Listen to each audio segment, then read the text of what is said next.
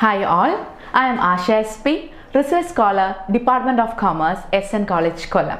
I am here before you to make a presentation on the article National Monetization Pipeline, a scheme for unlocking the value in brownfield projects, which was jointly prepared with my colleague Jitan Raj, Research Scholar, Department of Commerce, SN College, Kollam. National Monetization Pipeline is a scheme which was prepared by Government of India recently as a part of our infrastructural development. Infrastructure is considered as the basic requirement for every economy. It provides the most basic facilities that would serve various economic activities and help in the growth and development of a nation. The Indian economy needs adequate infrastructure such as roads, rails, power, airports, etc. for the efficient operation, and these facilities is essential for the economic development. In India, the government takes a number of initiatives to build adequate and good quality infrastructure. For every government, infrastructure investment is the biggest challenge. The Union Budget of 2021 gives much importance for the development of infrastructure of our nation. A new plan called National Infrastructure Plan has been formulated by the Indian government after an intensive process. NIP is a big budget policy made by the Indian government which makes an investment of Rs 111 crore spread over a period of 2020 to 2025. On the path of its implementation of NIP, the government announced a new initiative called asset monetization, which is a process of converting the assets into something which has an economic value. In this, assets are classified or transferred to the private sector over a specified time period. Mandatory banking of asset occurs after the expiry of a fixed period. The ownership is always vested in the hands of government. Among the features of asset monetization, the appeal to investor is the transfer only a risk-free boundary asset. For the execution of asset monetization program, it is important that the government makes available a strong pipeline for unlocking the value of brownfield asset. Nirmala Sitharaman, Union Minister for Finance and Corporate Affairs, launched the asset monetization pipeline on 23rd August 2021, which was known as asset recycling, which involves transferring the assets into private parties for a limited period in order to unlock capital and reinvest in infrastructure. Through this scheme, the government plans to raise 6 lakh crore rupees over the next 4 years.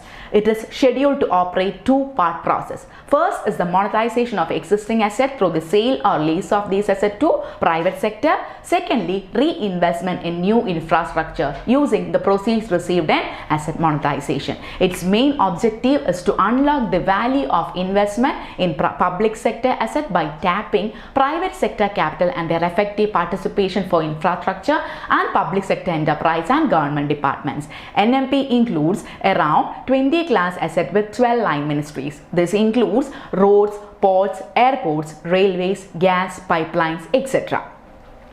The top main contributors are road 27%, railways 25%, power 15%, gas pipeline 8%, telecom 6%, road and railways which contribute 7% of the total NNP value.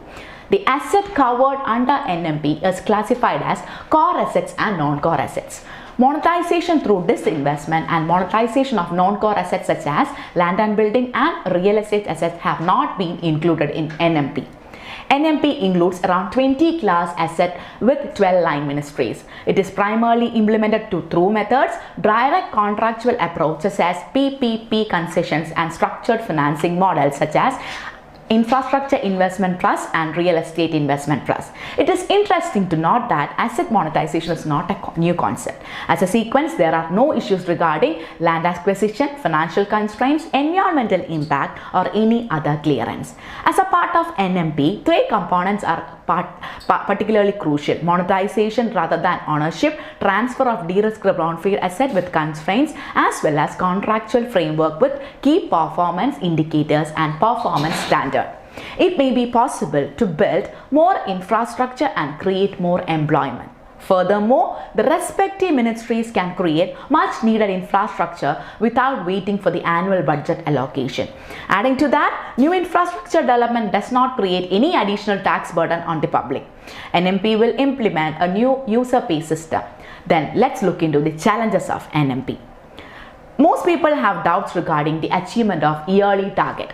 There are a number of reasons for this, including the government's ongoing disinvestment program not being able to achieve its goal.